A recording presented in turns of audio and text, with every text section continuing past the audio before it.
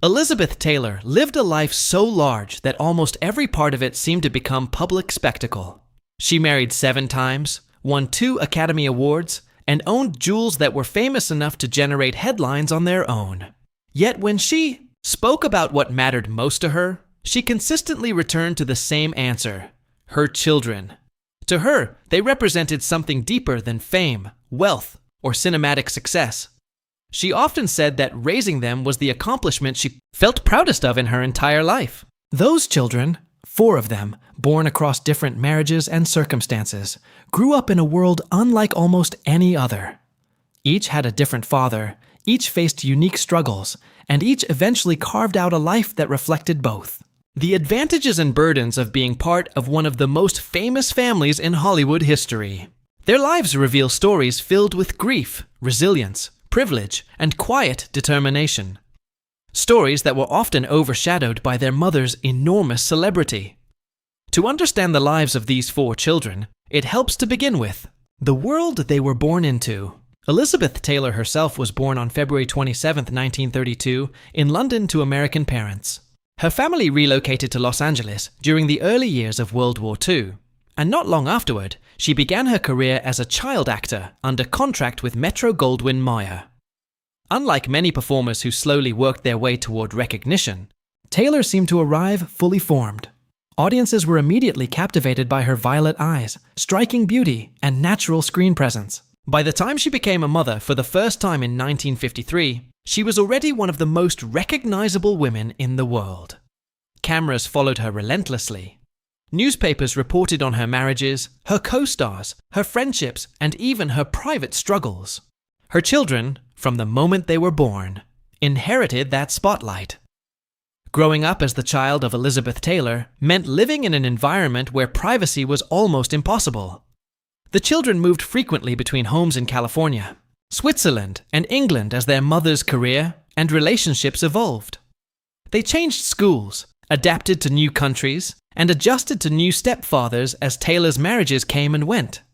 Despite this constant movement, many people who knew the family later recalled that Taylor made sincere efforts to create stability. Biographers and family friends have described elaborate birthday celebrations, holidays filled with warmth, and a mother who tried to be present whenever she was not working.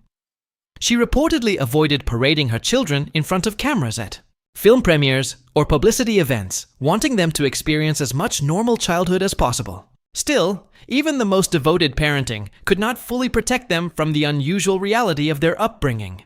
Each of Taylor's 4 children experienced a different form of loss. Their stories do not unfold as a single narrative, but as 4 distinct journeys shaped by grief, adaptation, and personal choice. The most dramatic of these stories belongs to her daughter, Liza Todd, whose life began with a tragedy that occurred before she could even remember it. Liza, whose full name is Elizabeth Frances Todd, was born on August 6, 1957. Her father was Mike Todd, the charismatic producer behind the Academy Award-winning film Around the World in 80 Days. Todd was Taylor's 3rd husband and, by her own description, the great love of her life during that period. Their relationship was passionate and exuberant. Todd was known for his big personality and lavish lifestyle, and he adored Taylor openly and intensely. They married in Acapulco in February 1957, while she was already pregnant with Liza. For a brief moment, it seemed that Taylor had finally found a stable and joyful chapter in her life. Todd's career was thriving. Taylor remained one of Hollywood's brightest stars, and their daughter's birth seemed to solidify their happiness.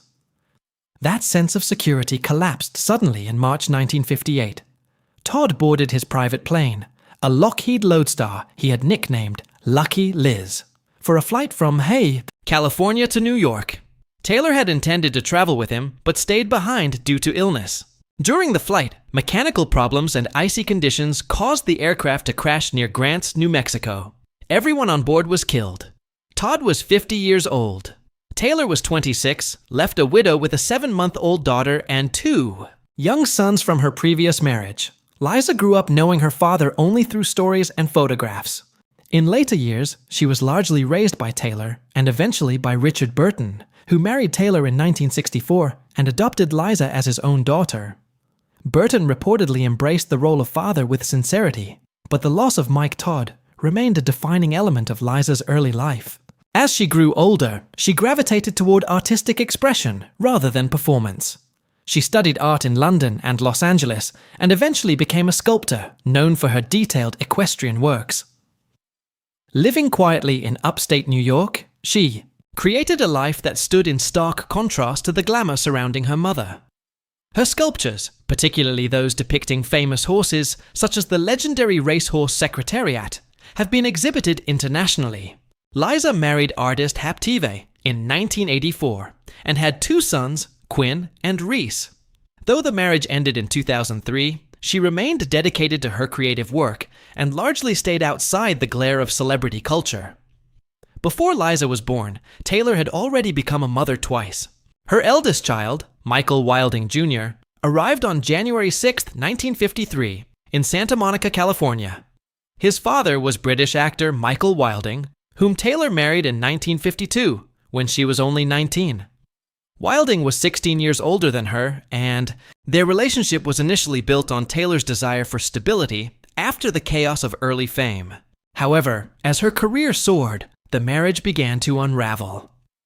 By the time Michael Jr. was a toddler, his parents were already drifting apart.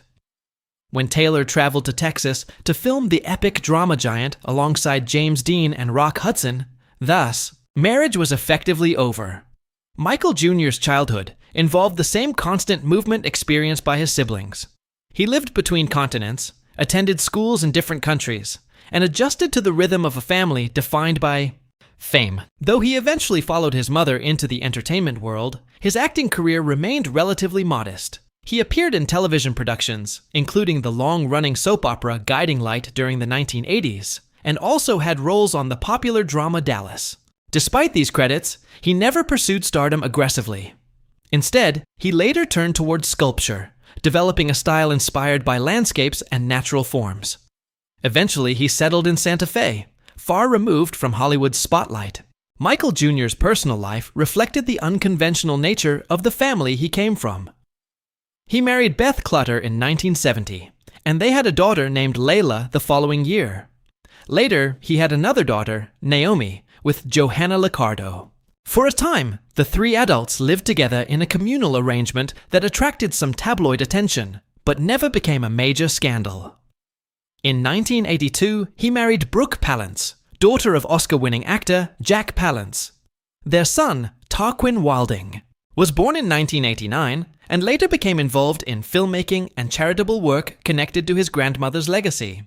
Taylor's second son, Christopher Wilding, was born on February 27, 1955, the same date as his mother's birthday. Like his brother, Christopher spent much of his childhood moving between homes and schools as Taylor's career flourished. He appeared briefly as a child actor in the 1967 film adaptation of The Taming of the Shrew, starring Taylor and Richard Burton, but his interests eventually shifted away from acting. Instead, he built a career behind the scenes in the film industry, as a sound technician and editor. His work on films such as Tombstone, Overboard, and The Shadow demonstrated his preference for technical craftsmanship rather than public attention. Christopher's life took a dramatic turn in 1981, when he married Aileen Getty. She was the granddaughter of oil magnate J. Paul Getty, and came from a family that was both immensely wealthy and deeply troubled. Her brother, John Paul Getty III, had been kidnapped in Rome in 1973 in a case that shocked the world. Christopher and Aileen eloped in a small ceremony in Los Angeles, hoping to escape the glare of both families' notoriety. They later adopted a son named Caleb and had another son, Andrew. In 1985, Aileen Getty received a devastating diagnosis. She had contracted HIV. At the time, the AIDS epidemic was still poorly understood and heavily stigmatized. The illness created enormous strain on the marriage, especially after Aileen eventually revealed that she had contracted the virus during an extramarital affair. The couple divorced in 1987, and Christopher gained primary custody of their sons. Aileen's life afterward involved long struggles with addiction and mental health challenges. Yet one of the most remarkable aspects of this story was Elizabeth Taylor's response. Rather than cutting ties with her former daughter-in-law, Taylor supported her compassionately. The experience strengthened Taylor's commitment to AIDS activism and helped inspire her work with organizations like AMFAR and the Elizabeth Taylor AIDS Foundation. Christopher later rebuilt his life and married sound editor Margaret Carlton. Their son Lowell was born in 1992. Throughout adulthood, Christopher remained connected to his mother's legacy, while maintaining a relatively private lifestyle. He once said that although people often focused on Taylor's beauty and glamorous life, they sometimes overlooked her genuine talent and determination as an actress. The youngest of Taylor's children, Maria Burton, entered the family through adoption. She was born in Munich, Germany on August 1, 1961. Her biological parents faced personal and financial difficulties, and Maria was placed for adoption shortly after birth. She also suffered from a severe congenital hip condition that required extensive medical treatment. When Taylor learned about the child's situation, she felt compelled to adopt her despite the medical challenges involved. The adoption process began while Taylor was married to singer Eddie Fisher and was completed after she married Richard Burton in 1964. Maria underwent numerous surgeries during her childhood. Some reports estimate more than 20 to correct her hip condition. Throughout those years, Taylor reportedly remained closely involved in her care, ensuring she had access to the best medical treatment available. Despite growing up in a family surrounded by luxury and international travel, Maria's childhood included long periods of recovery and rehabilitation.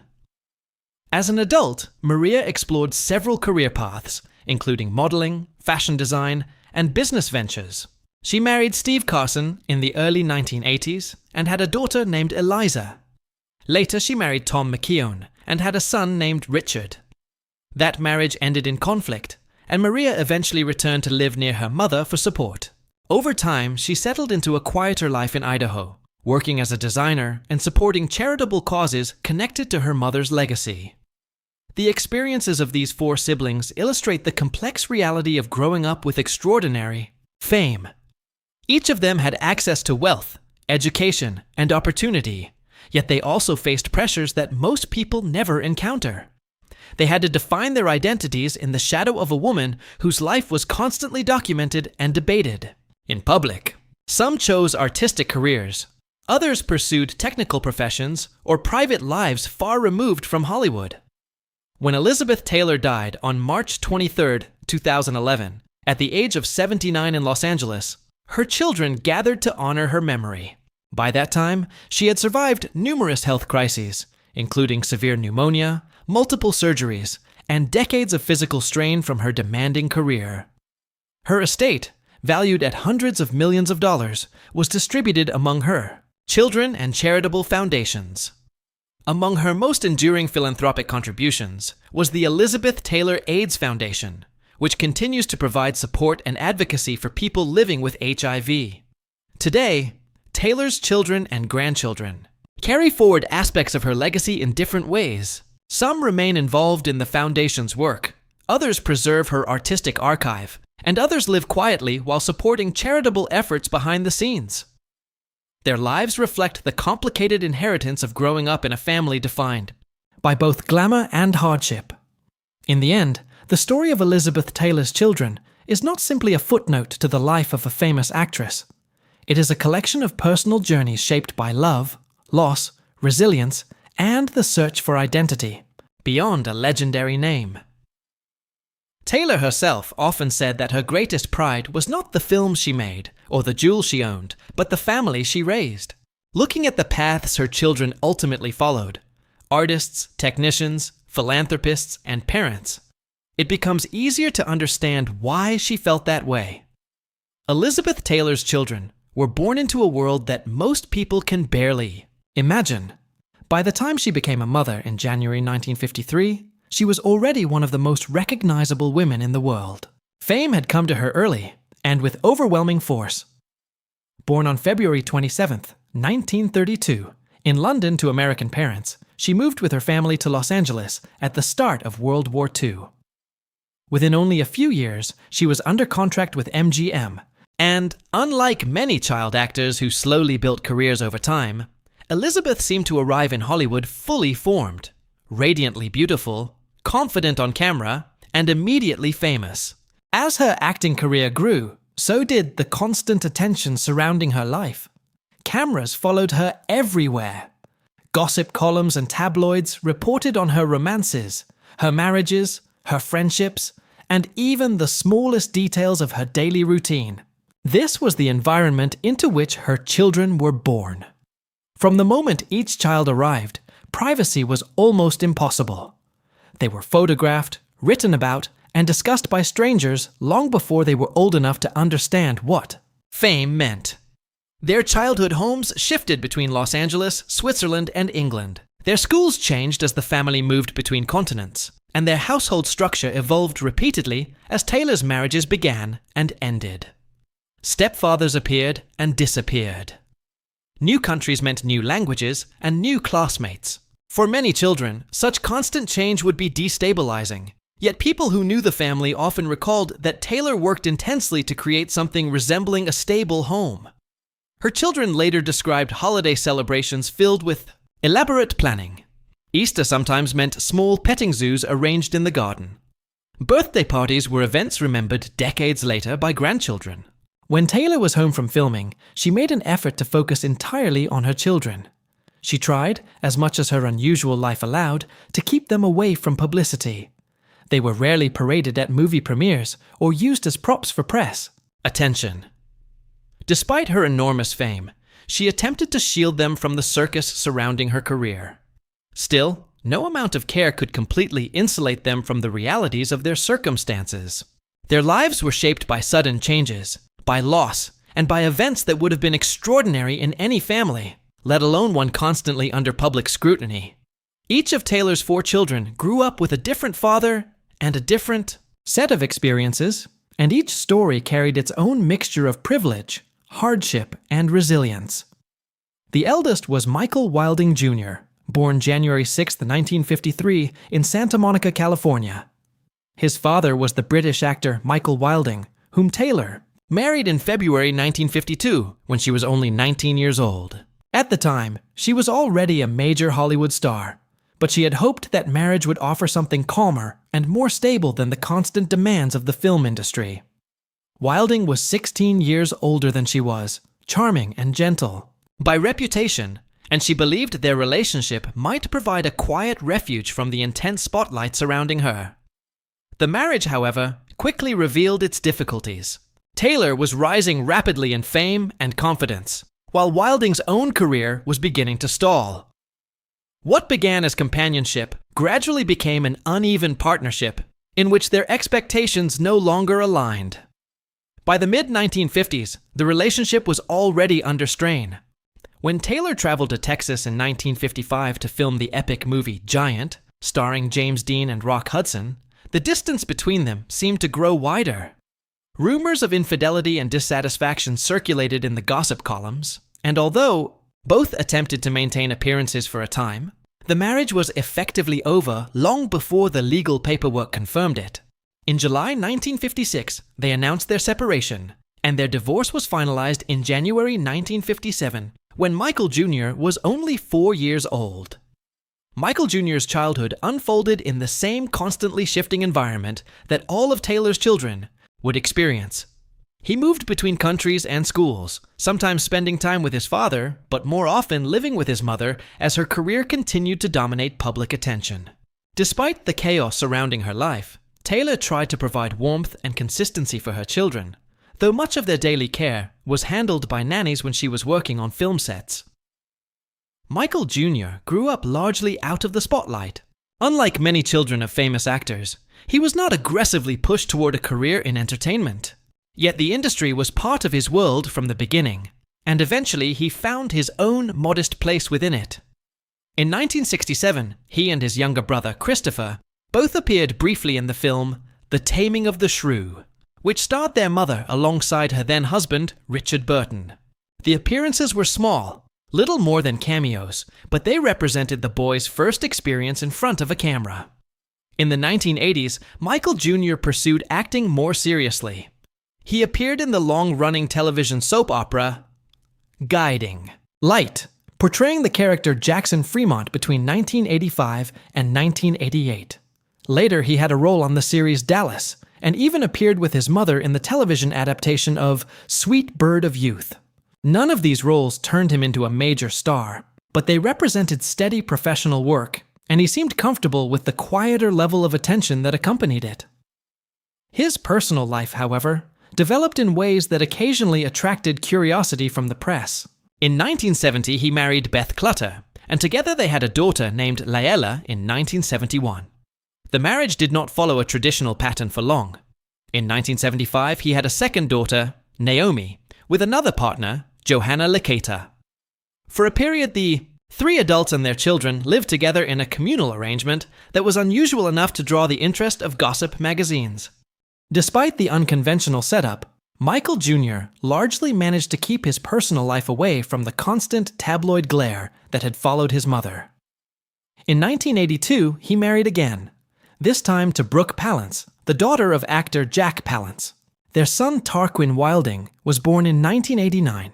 Tarquin would later become one of the more public voices among Elizabeth Taylor's descendants, speaking in interviews about his admiration for his grandmother and the values she tried to pass down through the family. Over time, Michael Jr. drifted away from acting and toward visual art, especially sculpture. He eventually settled in Santa Fe, New Mexico, where he maintained a gallery showcasing works inspired by natural landscapes and the forms shaped by wind, water, and earth over long periods of time. His life gradually became quieter and more reflective, far removed from the relentless publicity that had once surrounded his mother. Christopher Wilding, Taylor's second son, was born on February 27, 1955, sharing the same birthday as his mother. By the time he arrived, Taylor had 3 children under the age of 3, and her marriage to Michael Wilding was already beginning to fracture. Like his older brother, Christopher spent much of his early childhood cared for by nannies, while Taylor navigated the demands of a rapidly accelerating film career. Yet those who knew him later often described him as a quieter and more technically minded child than his brother.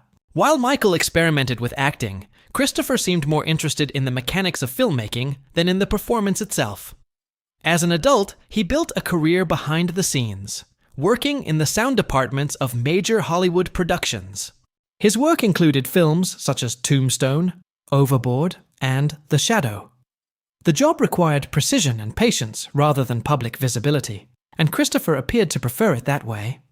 He made a few brief acting appearances during his youth, including his cameo in The Taming of the Shrew, but he quickly settled into technical work where he could contribute to the industry without becoming a public figure himself. Despite his generally private life, one chapter of Christopher's personal history became deeply intertwined with one of the most significant public health crises of the late 20th century. In 1981, he married Aileen Getty, the granddaughter of oil billionaire J. Paul Getty. The Getty family was among the wealthiest in the world, but it was also marked by extraordinary tragedies and scandals. Aileen's brother, John Paul Getty III, had been kidnapped in Rome in 1973 when he was only 16 years old. The kidnappers famously sent a portion of his ear to a newspaper to prove they were serious about their demands. That incident alone had already cemented the Getty family in public memory as a dynasty of immense wealth and equally immense turmoil. Christopher and Aileen eloped to a small wedding chapel on the Sunset Strip in August 1981. Although both of their families knew about the marriage, the ceremony itself was intentionally modest and private. For a time, the couple seemed to be building a stable life together. They struggled with fertility issues before eventually adopting their first son, Caleb, in 1983. Soon afterward, Aileen became pregnant, and their second son, Andrew, was born. In 1985, then a diagnosis arrived that changed the course of their lives. In 1985, Aileen tested positive for HIV. At that time, the AIDS epidemic was still poorly understood and surrounded by immense fear and stigma. The news devastated her. According to later interviews, she first confided in Elizabeth Taylor rather than her husband. Taylor was already involved in emerging efforts to raise awareness about AIDS and was traveling internationally in connection with advocacy organizations. When Aileen expressed her fears, Taylor arranged for testing that ultimately confirmed the diagnosis. The situation soon grew even more painful when Aileen later admitted that the infection had not come from a medical transfusion, as she initially claimed, but from an extramarital affair. The revelation destroyed the marriage. Christopher filed for divorce, and by 1987, the relationship was formally over. He received primary custody of their children. The years that followed were extremely difficult for Aileen, who struggled with addiction, depression, and repeated hospitalizations. Yet through all of it, Elizabeth Taylor maintained an unexpectedly close relationship with her former daughter-in-law. Rather than distancing herself after the divorce, she continued offering emotional and financial support. Aileen later described Taylor as a constant presence during some of the darkest periods of her life. This experience profoundly shaped Taylor's own activism. She had already begun speaking publicly about AIDS at a time when many celebrities avoided the topic out of fear of controversy.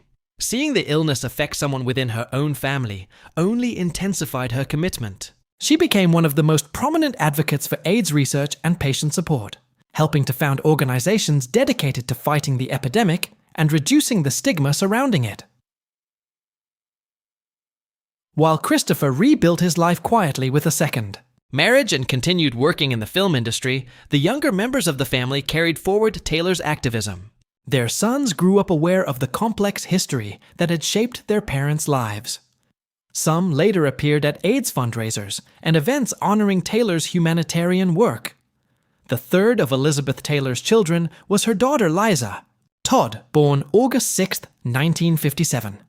Her father was the film producer Mike Todd, Taylor's third husband, and, by many accounts, the great love of her life at that time. Their marriage had been passionate and joyful, but it was tragically short. When Liza was only 7 months old, Mike Todd died in a plane crash in New Mexico in March 1958. Taylor was devastated. The loss left her a 26-year-old widow with 3 very young children. Because Liza was still an infant, she grew up, knowing her father only through photographs and stories. Later, when Taylor married actor Richard Burton in 1964, Burton adopted Liza and became her primary father figure. Unlike her mother, Liza showed little interest in acting or the public spotlight. She gravitated instead toward sculpture and visual art. She studied at art schools in London and Los Angeles, and eventually developed a reputation for creating detailed bronze sculptures, particularly of horses. Her work has been displayed in galleries across the United States and Europe. Liza's life has been notably private compared to many people born into such famous families. She married artist Hap TV in 1984 and had 2 sons, Quinn and Reese. Although the marriage ended after nearly 2 decades, she continued living a quiet life devoted largely to art and family. Her son Quinn later became involved in philanthropic work connected to his grandmother's legacy, particularly efforts supporting AIDS research and education. The youngest of Taylor's children, Maria Burton, entered the family through adoption. Born in Munich, Germany, in 1961, she was the child of parents who were unable to care for her and who struggled with serious personal difficulties. She also suffered from a severe congenital hip condition that required extensive medical treatment. When Taylor learned about Maria's situation, she decided to adopt her, despite the complicated circumstances surrounding the child's health. At the time, Taylor was married to singer Eddie Fisher, but the marriage ended before the adoption process was fully completed. When Taylor later married Richard Burton, he joined her in finalizing the adoption and became Maria's legal father. As well, Maria's childhood involved numerous surgeries aimed at correcting her hip condition. Some accounts suggest she underwent more than 20 operations during her early years. Throughout these procedures, Taylor remained deeply involved, ensuring that Maria received the best medical care available and spending time with her during long recovery periods. Despite the glamour surrounding the family's public image, Maria's early life was shaped more by hospitals and rehabilitation than by Hollywood. As she grew older, she explored several careers, including fashion design and modeling, though she ultimately preferred a private life away from public attention.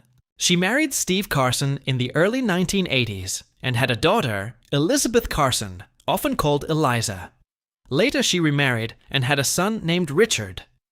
Eventually, Maria settled in Idaho, living a quiet life focused on family and philanthropy rather than fame. Elizabeth Taylor's 4 children ultimately chose very different paths, but they shared the experience of growing up in one of the most famous families in the world. Each had to determine how to build an identity separate from the extraordinary public image surrounding their mother. Some entered the entertainment industry briefly before stepping away. Others pursued creative or technical careers that allowed them to remain connected to art without becoming public figures themselves. After Taylor's death in 2011, the question of her legacy became widely discussed.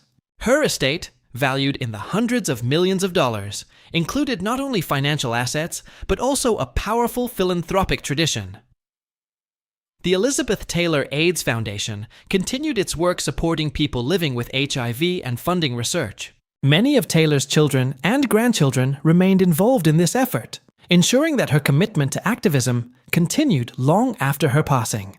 Despite the glamour, scandals, and headlines that defined much of Elizabeth Taylor's public life, those closest to her often emphasized a different aspect of her personality: her devotion to family. Her children remembered holidays spent together, long conversations, and a sense that she tried to keep the family connected despite the chaos surrounding her career. Over time, the 4 children she raised moved into their later years carrying that legacy with them, each interpreting it in their own way. Their lives demonstrate that being born into extraordinary fame does not produce a single predictable outcome. Some embraced artistic careers. Others chose technical professions or quiet domestic lives. Yet all of them remained linked by the shared experience of growing up with one of the most iconic figures in Hollywood history, and by the complicated mixture of privilege, loss, and resilience that shaped their childhoods.